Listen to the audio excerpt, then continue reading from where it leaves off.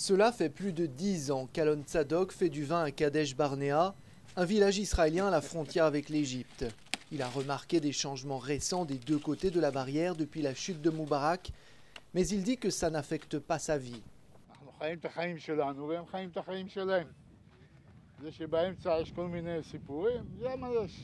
Israël a combattu l'Égypte en 1973, mais ces temps sont révolus selon Alon.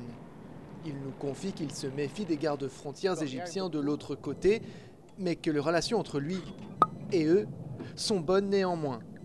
Il souhaite nous le prouver autour d'un verre de son propre cru. Ya Mohammed, كيف حالك? Alhamdulillah.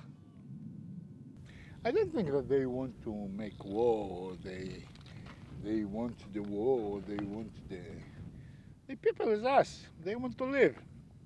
They want a good life. Quelques secondes plus tard, il devient très vite clair que tout le monde ne partage pas la vie d'Alon. Les autorités de l'État hébreu ont interdit l'accès à cette zone depuis l'attaque d'août dernier. Des hommes armés ont franchi la frontière pour aller tuer 8 Israéliens sur une route toute proche. Au bout de quelques instants, nous sommes entourés de soldats israéliens venus nous dire que nous ne devrions pas être ici.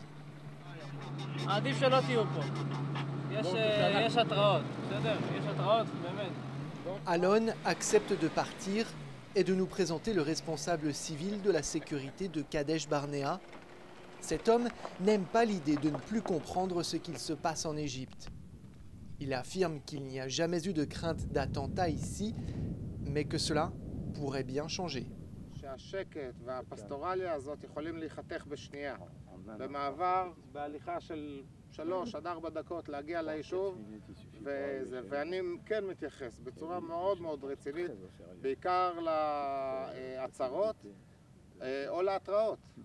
Un autre élément qui contribue à tendre un peu plus les relations entre l'Égypte et Israël se trouve dans le sud de la bande de Gaza, à quelques mètres sous terre.